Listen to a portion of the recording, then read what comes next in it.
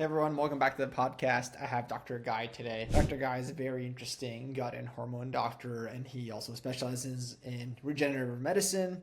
He lived in LA and has seen a lot of patients, and especially in anti-aging, weight loss, and now even peptides. He's taken on a lot of different roles, very experienced, and seen tremendous amounts of cases in different aspects, and has a unique point of view in many different ways from other podcasters that I've had. Guests. Without further ado, Dr. Guy, let's dive in. And again, if you like the episode, please rate us on the platform that you're listening to. It really helps the podcast grow. Thank you. Dr. Guy, how are you? I'm great. Thanks for having me. Absolutely. Obviously, first question I'm going to ask you is, what's the difference between conventional and holistic? Because you pitch integrative. Mm-hmm. So it's a combination of those two. I think people get integrative, holistic, functional, all mixed into one. Totally. So I think it'd be best to start, let's unpack what those actually mean, and then how you approach medicine. Yeah.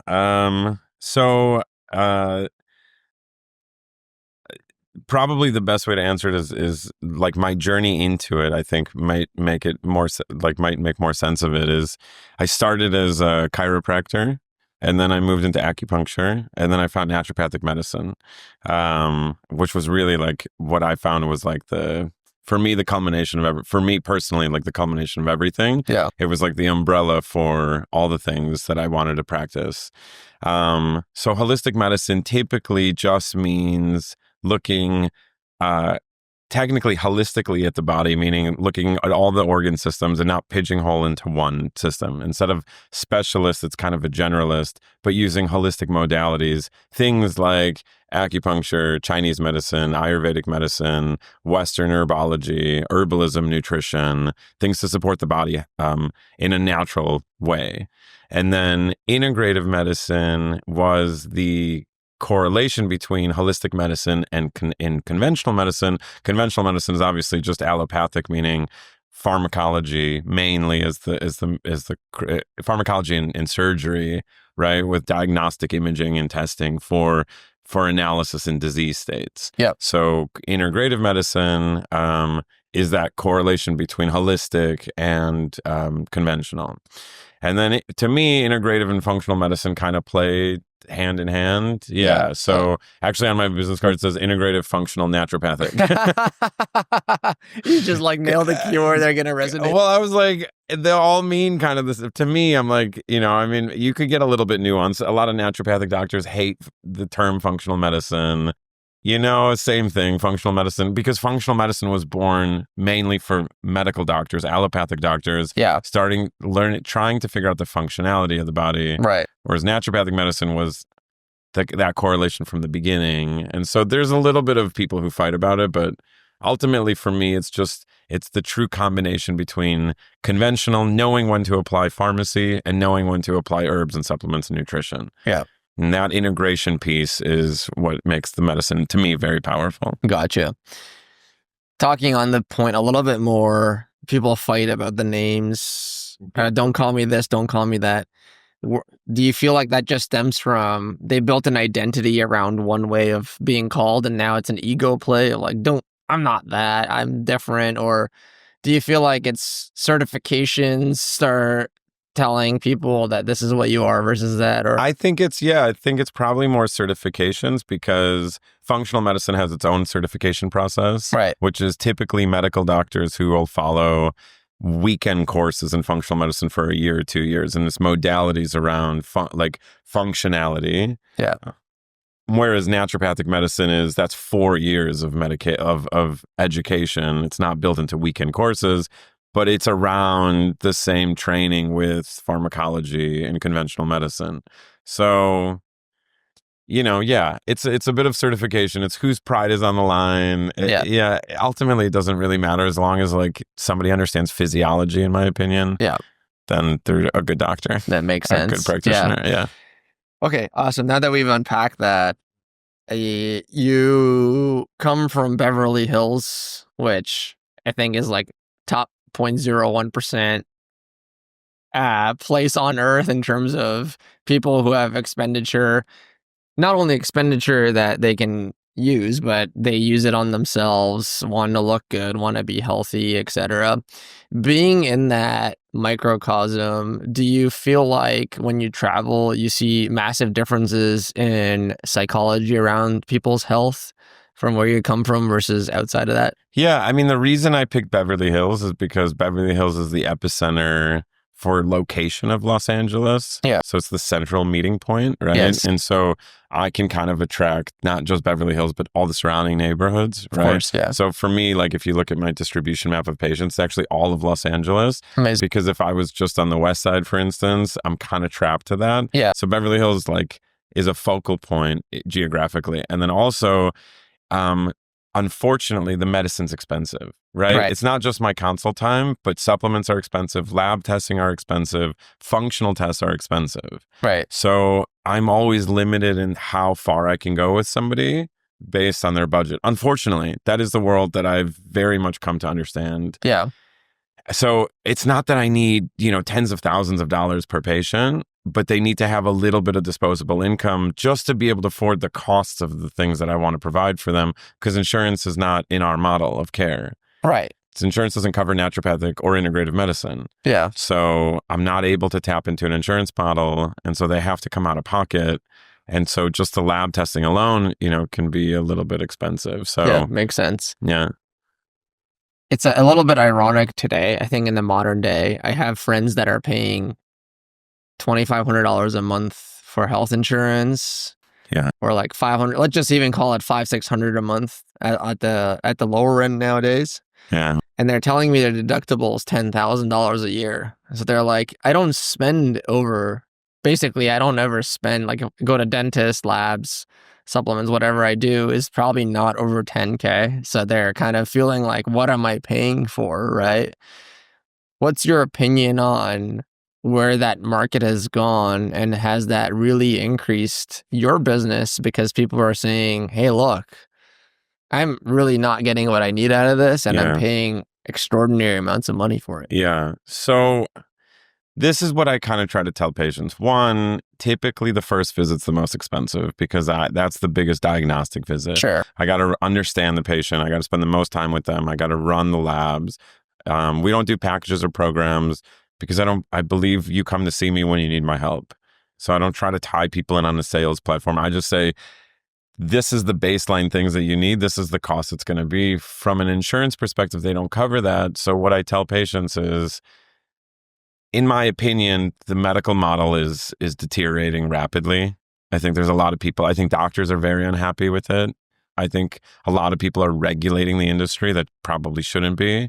And therefore, insurance rates are coming up. Pharmacy and the FDA and other big, players in the field are dictating quality of care. And so they're telling doctors, you have 8 to 10 minutes for primary care follow-up. Yeah. I mean, that's crazy, first of all. And that's not the doctor's fault. That's the system telling the doctor, you have this much time with this person. Well, okay, but this person's really complex. I might need half an hour or 45 minutes. I don't have the leeway anymore to dictate that in an insurance model. Yeah. So insurance is now dictating care. It's dictating to the doctors what they will and will not cover. You have to ask permission for the insurance if you're in the system, whether you can run the appropriate labs.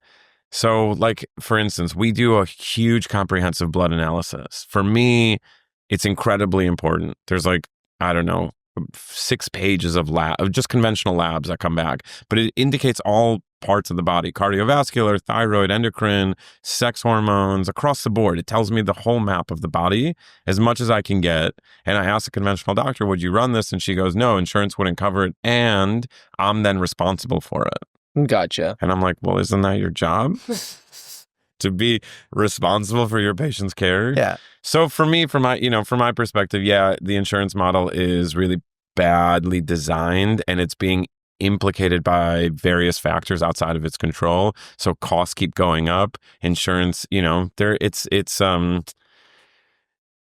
seems like a bit of a death spiral, for a lot of people. And then everybody's kind of suffering, right? Doctors are suffering, patients are suffering, quality of care is suffering. Yeah. It's, so I always tell people, listen, it's your health. What's more important, that you utilize your insurance, or you just get in with a good practitioner who's going to be able to really help you reverse chronic disease? And that should be the only thing that you spend your money on until you're doing amazing. And then and then maintenance, and then to me, I mean, health is wealth. Yeah. So spend your money where it's most, pinnacle for the quality of your life. Yeah, it's an interesting conversation because you were saying labs are expensive, biosensors are expensive, supplements are expensive. But when you like really zoom out, it's like, okay, even if this cost 10 grand, 20 grand, if you don't exist tomorrow, would you pay 20K to exist tomorrow? Exactly. And the answer is everybody on earth is like, I'll come up with the money, right? I'll go get a mortgage to pay that. But it's the pain isn't real today until it is. Right. And sometimes it can be reversed. Sometimes it can be improved. And other times it's unfortunately, there's nothing to do left. Right. And I'm a big proponent of there's always something to do. So keep trying. Yeah. But even at in some cases, the best effort and the most amount of tries, it was just too late, right? But if you wait too long for it, right? Exactly. And that's the beauty of functional medicine. Until a certain point, it's incredible at reversing conditions around. Right. But if you wait too late, then now you need medication. You're in the conventional care system, and your health is going to probably deteriorate because the conventional system is not geared to reversing conditions. Yeah. They're geared at either maintaining or suppressing symptoms, but not at reversing conditions and optimizing body health. Yeah. So I'd love for you to dive in a little more on the costs are going up. Everyone's frustrated with the system. What specifics can you kind of loop back to that have made it that way? Like, why are the costs constantly going up? Why is everyone unhappy, and why are they kind of handcuffed to the system? I'm probably not the best to ask because I'm not in the insurance world. Yeah. And I'm not a medical doctor. I'm a naturopathic doctor. So I haven't been in the insurance game for 20 years, but I know a lot of people took advantage of it in the 80s. Humans really took advantage of it. Doctors really overbilled. Insurance was really, from my understanding, much more lax and would supply everything. And then things just got more greedy, more stringent. And then pharmacology really started increasing their R&D budget. So they started charging a lot more. So now your insurance to cover your meds is higher. Yeah. Everything's more expensive in the hospital. And so our quality of care systemically is going down because of time and money and effort. It's a good point. I think maybe one case everybody knows and can reference to is OxyContin, right? Yeah. How much they would just incentivize, just give higher dosage, gives X amount more payouts.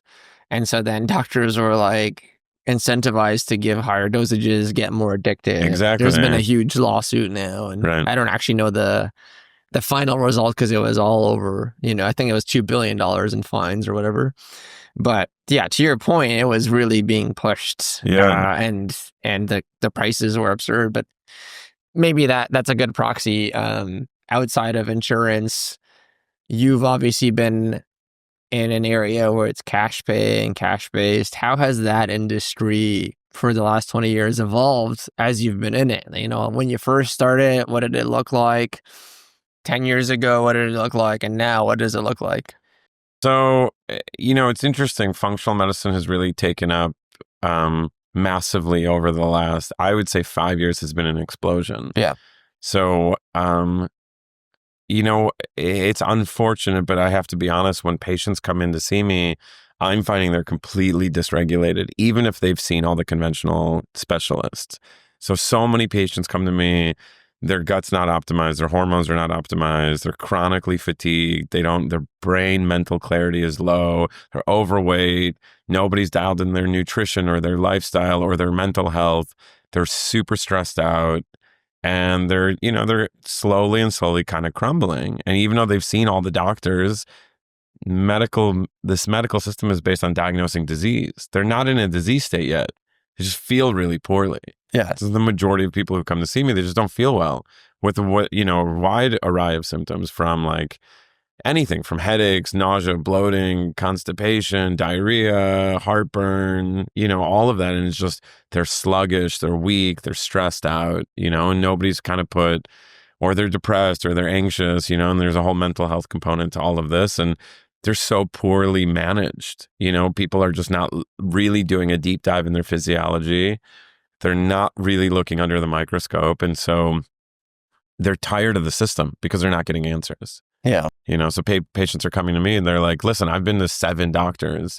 You're my last doctor. Yeah. Like, I don't know what to do after you. Yeah. And that's a lot of pressure on me, right? Yeah. That's a lot of pressure on, Yeah, exactly. But it's all the time. I mean, it's 5 times a day minimum. That's crazy. 5 times a day, you have a patient say that to you. I probably see about 4 new patients every day. Yeah.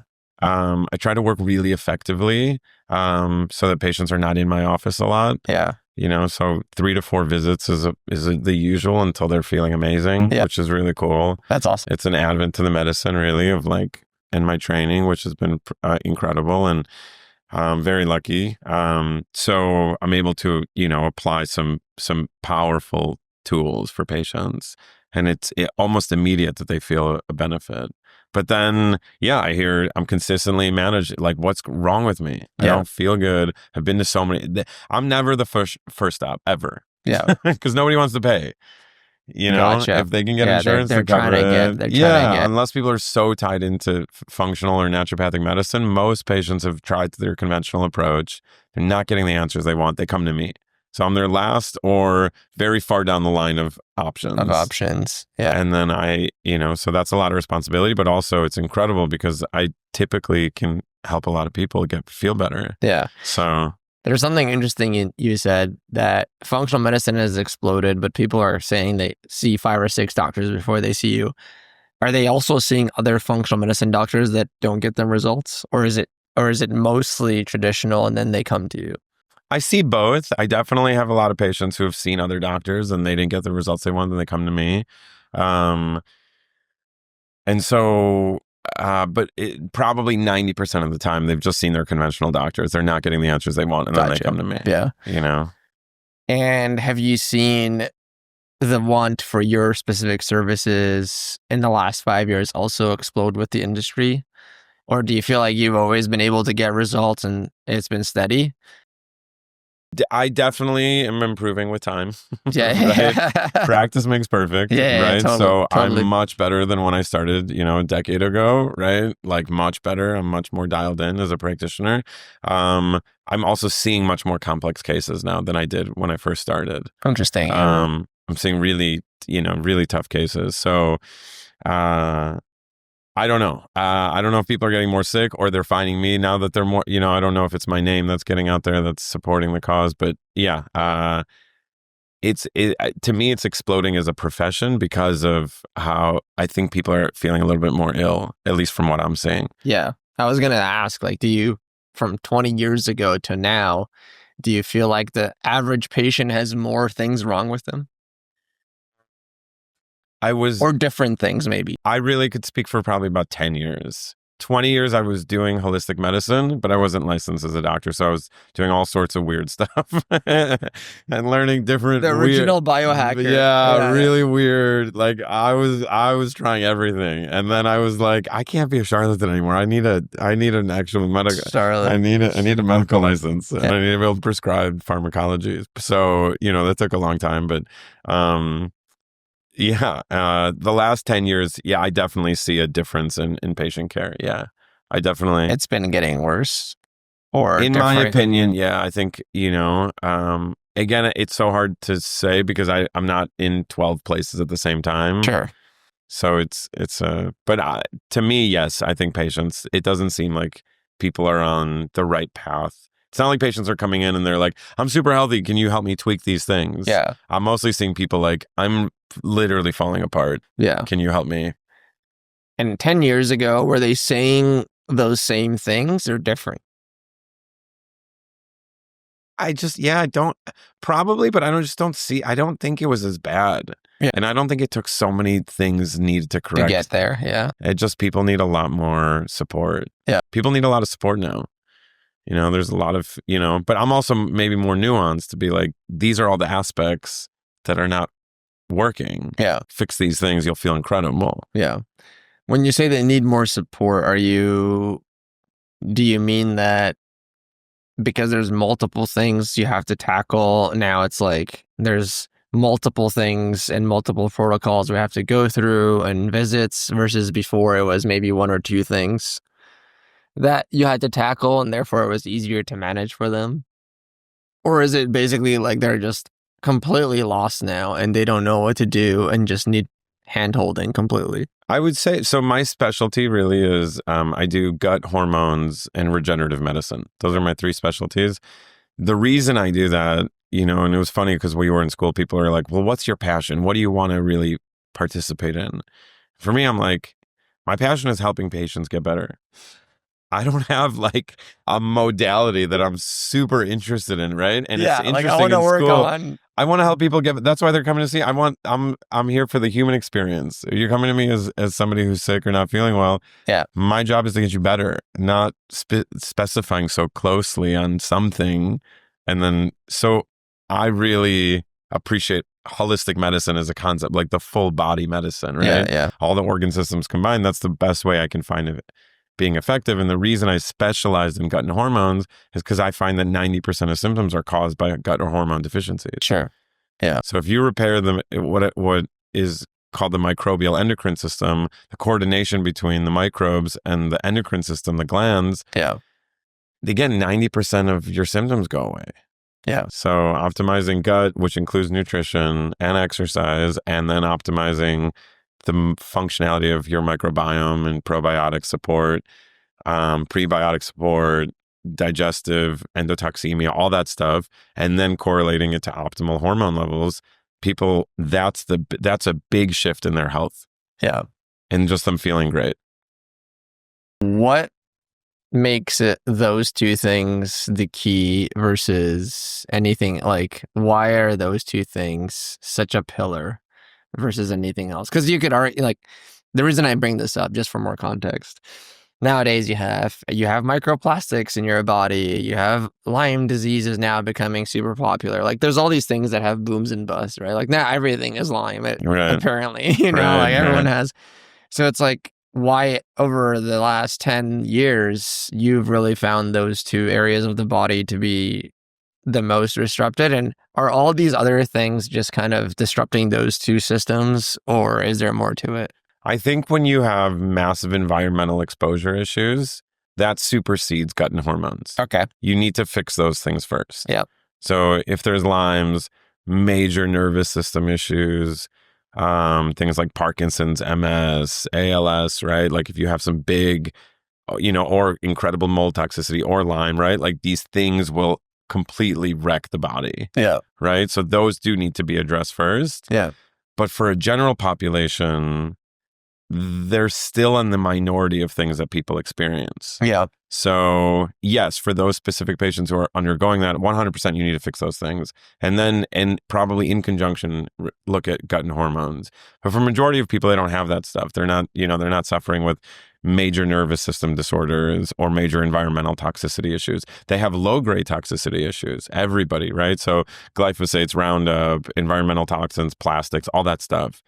But the optimization of your gut is how you eliminate those things. Yes. So you have to work on gut health, because they say microbiome controls about 50% of all your physiology, from your brain to your nervous system, to nutrition, right? So how do you get the vitamins and minerals you need? The bacteria make vitamins by themselves. They create their own levels of antibiotics. I mean, the microbiome is so fascinating so I just think, if you look at immunity, immune inflammation, you look at totality, all of that's relatively regulated by the GI, by the gut. Then you take hormones, which are the way that you feel good, your vitality hormones. If those are really low or really high, it's going to wreak havoc on the nervous system and the brain. So that's why I find if you regulate those systems, everything starts to calm down. Gotcha. Inflammation calms down. Digestive symptoms calm down. You start feeling better, start digesting your foods. You get the nutrients that you need, and you start optimizing your. Yeah. No, it makes sense. Let's dive into more controversial topics. We've been on this train, so we might as well keep going. Okay. peptides, HRT, human growth hormone, Yes. all the next gen, Yes. some call that the next vitamin, some call that it's the next version of how we're going to live potentially longer and even healthier than we are now. I think your clinic, from what I understand, has has integration into all of those things that I talked about. Mm-hmm. How do you view them? In what way do you use them? And do you feel like they are the future? I love peptides. If you Google peptide Los Angeles, my name pops up. One of the first ones. Yeah. I did do that before. So Yeah. I kind of laid you up there. Okay, yeah. So I'm a big proponent of peptides. The FDA just released. They took a bunch off the market. They did, yeah. And then a few days ago, they just said they're fine, they're safe. A bunch that they deemed were unsafe now are safe. Yeah. So there was a lawsuit. There's no literature to indicate that they're actually unsafe. The FDA just said we can't determine the safety, so they're illegal. Yeah. It's crazy. I'm like, well, isn't that your job to determine before you make something legal or illegal? Yeah. Shouldn't you determine whether it's safe or not and then make, it's not like there was a million claims of people who were getting super sick from these things. So why just blanket, right? So for me, I was like, whoa, this is a massive impact because for what I see, peptides are incredible across the board. So for those who don't know what peptides are, they're amino acid chains that are specific to the body. So every single different type of peptide, there's over 3,000 peptides. We only use, a few dozen in practice that we know are super safe, but there's technically over a few thousand combinations of peptides. And every single one of them does something specific. So for instance, like copper grows hair, skin, and nails more optimally. Thymosin alpha will start regenerating your thymus gland to making more white blood cells and natural killer cells. There's one called BPC, which is called body protective compound, helps heal all inflammation. Yeah. So I use them when I find that the body's not producing those substances anymore because they're all naturally occurring anyway. Yeah. So, I love them. Yeah, I think they're incredible. I would have a hard time treating patients without them, to be super honest with you. I find, my patients love them. They feel really good, but they are expensive. Peptides are probably the most expensive therapy I have. I love this because I think there's been so much controversy around it. And I do want to bring in, I know what people are thinking right now, and they're going to put it in the comments. How do we know peptides are safe? They're new. Nobody has studied this over decades. For maybe the best proxy here is creatine has been studied since like 1930 or something, right? Like anybody that's like, is creatine safe? Or like, well, we at least have 100 years showing that supplement, nothing's really happened if you're taking it. And in fact, you can see some of the upside, especially if you're not eating meat or things that have creatine. With peptides, I think the argument is, you guys are saying it's safe, it's all in the market, but we don't have like decades of data to prove that is actually the point, right? And then the kind of underlying argument behind that is, why are you, especially if you're integrative medicine, if you're deficient in creating these things from your body, aren't we supposed to root cause, understand why, and then make you efficient again? So what would be your explanation around that argument? So, all great questions. First of all, the safety. There are international peptide science organizations that do study the safety of these things. Yeah. Germany is a big proponent of safety measuring for peptides. Yeah. Germany's had peptides on the market since the 80s. So there is about 30 to 40 years of research. So that's a bit of a misconception. They've been on the market for a long time. There are thousands and thousands and thousands, probably tens to maybe 100,000 people who have been on them at this point. The adversity would have come back by now.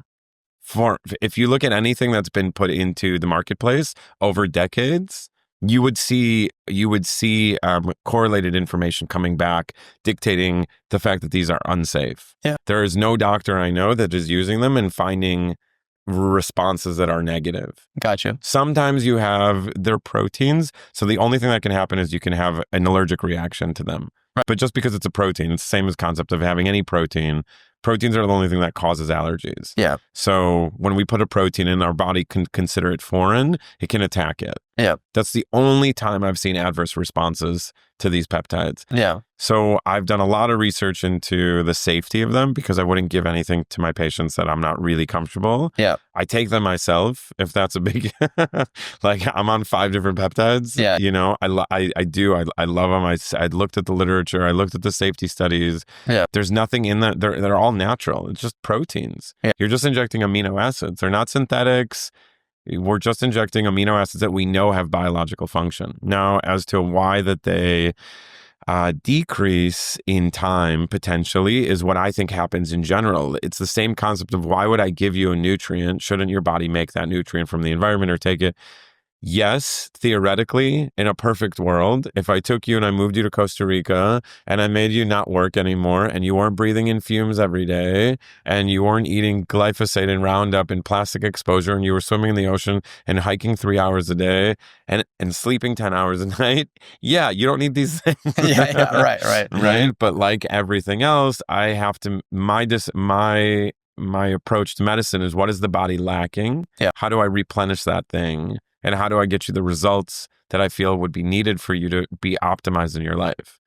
And that is, unfortunately, you have to take things now for that. Yes. So anything you take is in that same concept. So peptides it's not a different concept of giving any medications or any supplements. It's the same concept. Your body's deficient in this thing.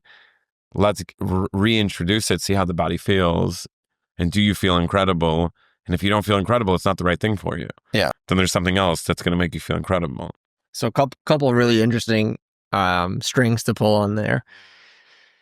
I know this is some people will be thinking this. How can something be all natural when we're using a needle to inject it into us? It had to have been created somewhere else outside of my body, and therefore I wouldn't consider that natural. How do you define that it's I think the answer here is all natural just means something your body already utilizes in that form. But what does the extraction process or creation process look like to get those peptides to then put into your body? So thank you for bringing that up. When I say synthetic, I mean something that was a molecule that was invented for a reaction like a drug. Right. So when you take a drug, they realize that there's a molecule that can affect the biochemistry of the body in a specific manner, and they're altering the mechanism of the body through that drug. Right. Peptides are when they look at what signal is sent from point A to point B, and what is that message and how is that translation being associated? So let's say, how does hair grow, right? If you just look at how hair grows, there's an amino acid that's sent from wherever in the body, the gut typically, to the brain, sends it to the hair follicle and tells the to the hair follicle, please grow.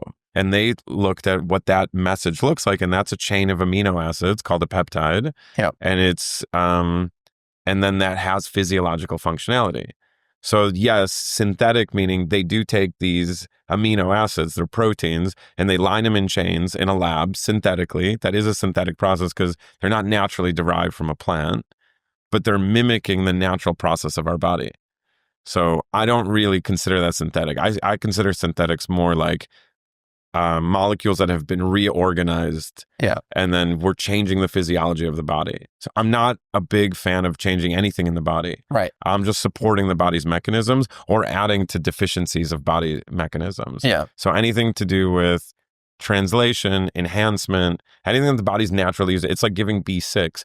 I don't really care that B6 is synthesized in a lab if it's identically molecularly similar to B6 from your orange. Yeah, right. So to me, yes, if I had to get super ingrained, I would love everything organic. Right. But I live in a practical world where like that's a little, Well, I also think this gets taken a little bit too far where, like you said, we have modern day problems which need modern day solutions. It's the essence of humanity, right? Like when we were stone men or stone women or whatever, we used to eat raw meat and die from bacteria, and then somebody started cooking it and our population exploded. I'm like very much paraphrasing how the world became, right? Okay.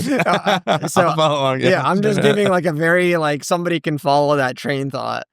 But now we have skyscrapers. Me and you are at an event where we live in different areas. Like all of these things are modern day inventions. And so we're very innovative as humans, and we're by nature, positive thinking or innovative, because like people go, there's so much bad in the world, and then what like we're destroying it. And I'm like, yeah, but we've also created a lot of good, right? And so we're naturally optimistic, and we wouldn't have 40-foot buildings if we weren't, we wouldn't be on Mars right now, which is what Elon Musk is doing, if we weren't naturally that way. And it's, as soon as you create something new, other things can start to break or variables change. And I think that gets sometimes missed. So I appreciate you saying, look, if you want to have cocktails in Beverly Hills, and overlook the ocean and watch TV and whatever you're doing, right? Like that's a modern day living way. Or just sitting 10 hours and driving your car. Yeah, if you're doing that, just basics, right? And like driving into LA and you got smog basically just covering you. We gotta solve that, right? And these are some of the ways we can do it. So I just wanted to like say that was a great point, because it just gets missed, right? Like if you want to live in the woods, by all means, but nobody wants to. And the argument sometimes made is like, oh, farmers and wherever don't care about anything. They're happy with their lives. And then I usually say, bring them to New York for a week and then put them back on the farm. And human nature is, I really like that restaurant in New York, or that Broadway show was awesome, right? I'd love to go back. And so now something different. And I think the cat's out of the bag, as the saying goes, with, if you want to enjoy these things, then we got to solve other ways of going after the problem. Right. And people have like dogma or specific beliefs around the concepts of natural versus synthetic versus, and to That's me, why I was asking you. To me, I'm always like, listen, like, yes, in a utopian world where everything is an ideal, you're not wrong. Right. It's just, is it worth that fight for your health? Yeah. Is it really like toxic? Right. If you're looking at toxicity across the board, where's your focus going? Into the things that are synthesized in a lab versus natural, or the 1,000 other exposures that you're getting? Where should your attention be focused? Yeah. If you just touch receipts, you're getting plastics. Right. So that should be more of a focus than you getting a synthesized vitamin, in my opinion. Right. Because at least that vitamin's helping you. Yeah. It's not a toxicity point. It's not an ideal, maybe. But yeah, there's a lot of idealism in this world of like what things should be and how they need to be. Totally. And this perfection model, right? And it's like, okay, look, we have to be practical too. Yeah. And so ultimately, just what are we deficient in and how do we support our bodies? Yeah. And let's get out of this like religious like dogma opinion about what's 100% right and 100% wrong. And just stop fighting with each other about it all, right? And just support each other. Like we're all trying to just live a good life. Right. And I think it's a great point, because most things are like a sliding scale of to what degree is something, right? Like us, like I flew here, which means I was in a box 20,000 feet in the air going over 2 continents, right? So it's like, is that natural? Obviously, you could like, is that natural? Right? It's like, obviously not. Well, that's what I mean. That's exactly so it's like, how do you even define that? Right. So where's your focus, right? Ultimately, where's your focus? Is it into the 20,000 things that I'm doing throughout my life that are really destructive? Right. Or to the things that are close to maybe helpful, but not ideal? Yeah. So where's your focus? Exactly. Right? Yeah. No, great points. One more thing I want to dive into before we wrap up. You obviously have a successful practice. You've helped a lot of people. Is there just a couple things or takeaways you can give the audience on what's been really working consistently across every patient? Like, is there, obviously, I know, and we've touched upon this, like everyone's body is different. You might have different deficiencies, but is there like core things that now you see are working really well or resonating at least? I would say the one thing that I consistently do in my practice is support the upper GI. I find that to be very problematic in most people. Yeah. So that's the pancreas, the gallbladder, and the stomach. They typically are not functioning optimally. And so then what happens is you're not digesting your foods properly. Yeah. And then havoc is going on into your lower GI. Yeah. And so, in my opinion, most GI doctors are not really looking at functionality of those organs.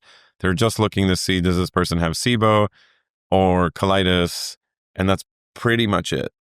I mean, there are a bunch of other diseases. I don't mean to limit it to that for conventional doctors, but they're looking at kind of disease states. But before those disease states are functionality issues. So I always tell people, like, you need to make sure your digestive system is optimally digesting first and foremost. And I think it's just not being discussed, in my opinion, between conventional doctors and their patients. And then still in the whole world of functional medicine, people are still focusing on, well, how's my probiotic organisms or my flora or my microbiome? And it's like, yes, all of that is super important, but the upper spectrum of that is, how's your digesting of your foods? Yeah. More important is, how are you digesting your foods? Are you absolutely processing your proteins, your fats, and your starches and lipids, or are you not breaking them down? And in my opinion, most people now don't break them down properly, and it's kind of wreaking havoc in the internal GI. Amazing. So yeah. So to take away digestive enzymes. Perfect. Awesome. I think a lot of people should, go easy. And I always say, like, it's your body, work with a professional. Yeah. People are always trying to find stuff online. I'm like, work with a professional, get somebody to help you. It's like, what else is there that's more important than that? Totally. So yeah. Amazing. Thank you so much. Where can people find you, connect with you, learn more about you? Citrinwellness.com, CITRIN, wellness. And then we're in Beverly Hills. We do telemedicine, and we work with another clinic that does prescriptions all over the country. So for my patients who are out of state, who need support, we do telemedicine also. But then for those patients, I can't do diagnostics because I'm not licensed in any other state other than California. But I work with a company who does, so they can still come to us and we can support them in their health journey. But then we refer them out for diagnostic labs, prescriptions, all that stuff. Amazing. Yeah. Thank you, Dr. Guy. Yeah, thanks for